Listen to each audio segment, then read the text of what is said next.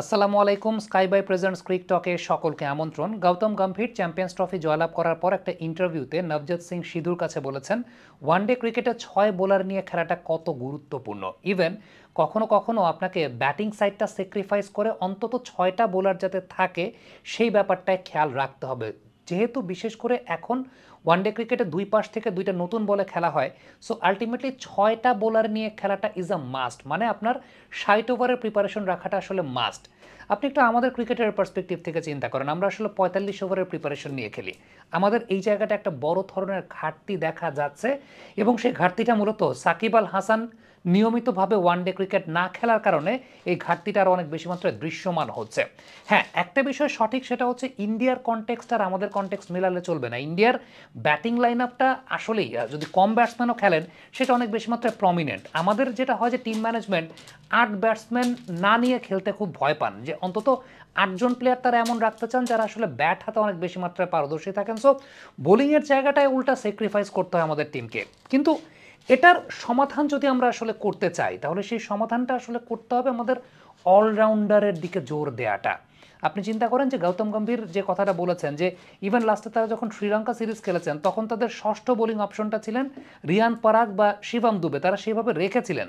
আপনি এই চ্যাম্পিয়ন্স ট্রফিতেও যদি চিন্তা করেন আলটিমেটলি ইন্ডিয়া টিমে তিনজন অলরাউন্ডার ছিলেন, যেই তিনজন অলরাউন্ডার তারা ৬টা সার্ভিস দিচ্ছেন। আমাদের সংকটের জায়গাটা হচ্ছে আমাদের অলরাউন্ডার নাই একদম। পুরো বাংলাদেশে যদি আপনি টপ ক্রিকেট সার্কিটে চিন্তা করেন তাহলে সেই জায়গাটা আমাদের অলরাউন্ডার আমরা আসলে তৈরি করতে পারি না, যেটা আমাদের সবচেয়ে বড় প্রবলেমের জায়গাটা আসলে হয়েছে। এবং এই জায়গাটায় একটা বিষয় চিন্তা করেন, সেটা হচ্ছে যে আমাদের একদম ফরহাদ রেজা থেকে যদি শুরু করি, ফরহাদ রেজা থেকে শুরু করে মোসাদ্দেক সৈকত, নাসির হোসাইন, সোহাগ গাজী, আমরা কাউকে অলরাউন্ডার হিসেবে তৈরি করতে পারি না ওইভাবে। একদম সাইফুদ্দিন পর্যন্ত যদি আমরা চিন্তা করি, শেখ মেহেদির কথা এক্সাম্পল দিয়ে চিন্তা করি, শেখ মেহেদি কত চমৎকার একজন বোলার। এই শেখ মেহেদির সার্ভিসটা আমরা পাচ্ছি না বিকজ শেখ মেহেদির ব্যাটিংটা এখন পর্যন্ত ওইভাবে আসলে প্রমিনেন্ট হয় নাই। এখন এই যে ব্যাটিংটা যে প্রমিনেন্ট হয় নাই সেটার জন্য ওই প্লেয়ারের যেমন দায় আছে, ঠিক তেমনিভাবে আমাদের সিস্টেমে আমরা অলরাউন্ডার বিল্ড আপ করার জন্য একদম সেই ফরহাদ রেজা থেকে যদি আমরা শুরু করি, অলরাউন্ডার বিল্ড আপ করার জন্য আমরা আমাদের এইচপি হাই পারফরমেন্স উইং কিংবা এখন বাংলাদেশ টাইগার্স হয়েছে, এই জায়গাটা আমরা অলরাউন্ডার নিয়ে পার্টিকুলারলি স্কিল ট্রেনিংয়ের কথা চিন্তা কি করেছি? আমার তো ব্যক্তিগতভাবে মনে হয় যে আমাদের অলরাউন্ডার একটা উইংই থাকা উচিত আমাদের, সেটা এইচপি বলেন কিংবা আমাদের যেটা বাংলাদেশ টাইগার্সের যে প্র্যাকটিসটা হয়, এই জায়গাটায় অলরাউন্ডার একটা সেপারেট ডিপার্টমেন্টই থাকা উচিত যেখানে আমরা অলরাউন্ডারদেরকে বিল্ড করব। খুব সিম্পল একটা কথা আমি আপনাকে বলি, সেটা হচ্ছে বাংলাদেশ টিম যখন চ্যাম্পিয়ন্স ট্রফি খেললো এই সময়টাতে, এই চ্যাম্পিয়ন্স ট্রফির সময়টাতে প্রিমিয়ার লিগও কিন্তু শুরু হয় নাই। এই মাঝের যে সময়টা, এই মাঝের সময়টা আমরা কিন্তু একটা অলরাউন্ডার ক্যাম্প করতে পারতাম। আমাদের দেশে অলরাউন্ডার ক্যাম্প কি হয়, অলরাউন্ডার ক্যাম্প কি হয়েছে আমাদের? তো এইচপিতে যেটা হয় ওই ৩৫-৩৬ জন প্লেয়ার একসঙ্গে মিলে তারা এইচপি ট্রেনিং করেন।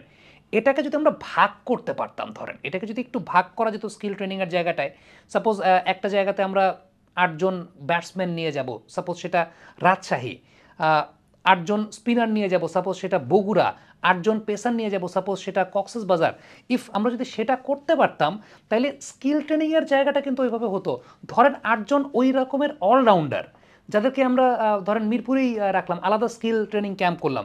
এটা তো ডিফারেন্ট একটা স্কিলের জায়গা, তাই না? এবং আপনি ওই যে এমফাসাইজ করানো, যে স্কিলটাকে বিল্ড আপ করা, আমরা কখনো অলরাউন্ডার তৈরি করার জন্য ওইভাবে ওই সেট আপটাকে আমরা করতে পেরেছি কিনা বা আমরা ওইভাবে চিন্তা করতে পেরেছি কিনা। দেখেন এই বিষয়টা কিন্তু আলটিমেটলি আপনি অলরাউন্ডার খুব সহজেই পাবেন না, সাকিব আল হাসান আপনি খুব সহজেই পাবেন না।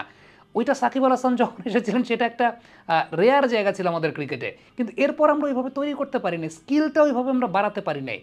যেটা বলছিলাম যে অলরাউন্ডার আপনি এত সহজে পাবেন না, সেটা আপনাকে তৈরি করে নিতে হবে, এটার জন্য সুস্পষ্ট পরিকল্পনা দরকার। তবে স্কাই বাইতে আপনি খুব সহজেই আপনার কাঙ্ক্ষিত পণ্যটা পেয়ে যাবেন। স্কাইবাই হচ্ছে একটি cross border e commerce platform যেখানে আপনি খুব সহজেই পেয়ে যেতে পারেন আপনার কাঙ্ক্ষিত প্রোডাক্ট ইমেজ সার্চের মাধ্যমে। চায়নায় উৎপাদিত ১০ লক্ষ সাপ্লায়ারের প্রায় ২০ কোটি পণ্য থেকে আপনার ব্যবসায়িক পণ্য ইম্পোর্ট করতে পারেন বাই সি বাই এয়ার উভয় মাধ্যমে। বিস্তারিত জানতে ভিজিট করতে হবে www.skybyBD.com এই ঠিকানায়। যে বিষয়টা বলছিলাম যে আমি মানে অলরাউন্ডার তৈরি করার জন্য বা অলরাউন্ডারের স্কিল ক্যাম্প করার জন্য আমরা আসলে ওইভাবে চিন্তা করি না। আমাদের সবচেয়ে বড় গলদের জায়গাটা হচ্ছে আমাদের এইচপি ক্যাম্প।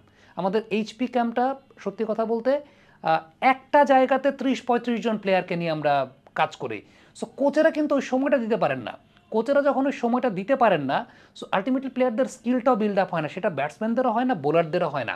সো এটাকে যদি আমরা বিল্ড আপ করতে পারতাম, সাপোজ আমরা যদি ধরেন 4 ভাগেই বিভক্ত করি, ব্যাটসম্যান, স্পিনার, পেসার, অলরাউন্ডার 4 ভাগে বিভক্ত হয়ে, তাহলে কি হবে, আপনি এন্টায়ার ইকোসিস্টেমটাকে খুব সুন্দর করতে পারবেন। একদিকে যেরকম আপনি স্কিল ডেভেলপ করতে পারছেন, ঠিক তেমনিভাবে ওই 4টা ডিপার্টমেন্টের জন্য 4টা স্পেশালাইজড, মানে 4 গ্রুপ স্পেশালাইজড কোচ তো লাগবে। সো কোচিং সার্কিটটাও কিন্তু কর্মসংস্থান তৈরি হবে, আপনার কোচেরাও এনকারেজমেন্ট পাবে। অনেকে আছেন লেভেল 1 বা লেভেল 2 বা লেভেল 3 কোচিং করা, বাট কাজের জায়গা নেই। কাজের জায়গাটা তো আসলে আমাদের তৈরি করতে হবে। ওই কাজের জায়গাটাই আমরা আসলে তৈরি করতে পারি না, যে কারণে আমরা অলরাউন্ডারও আসলে তৈরি করতে পারছি না। আমাদের দেশে অলরাউন্ডারের বড় সংকট। এই ধরেন এখনই যদি আমি বলি যে শেখ মেহেদী হাসান, মানে এই বোলিংটা আমরা মিস করছি বিকজ আমাদের ওই, মানে মেহেদীর ব্যাটিংটা ভালো না, মেহেদীর ব্যাটিংটা ওই মানের না, তিনি নিজের মানটাকে আপগ্রেড করতে পারেন না। এখন আমরা কতটুকু তাকে হেল্প করতে পেরেছি মানটাকে আপগ্রেড করার জন্য?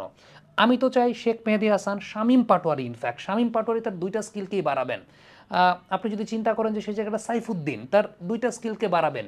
এটা যদি আমরা আসলে করতে পারতাম, এই প্লেয়ারদেরকে নিয়ে যদি আলাদা আমরা স্কিল ক্যাম্প করতে পারতাম, এটা আমার কাছে মনে হয় যে সবচাইতে ইম্পর্টেন্ট ব্যাপার। এবং এই ক্যাম্পগুলো আসলে সারা বছরের একটা নির্দিষ্ট সময় ব্যাপী চালু রাখার জায়গাটা, this is very much important.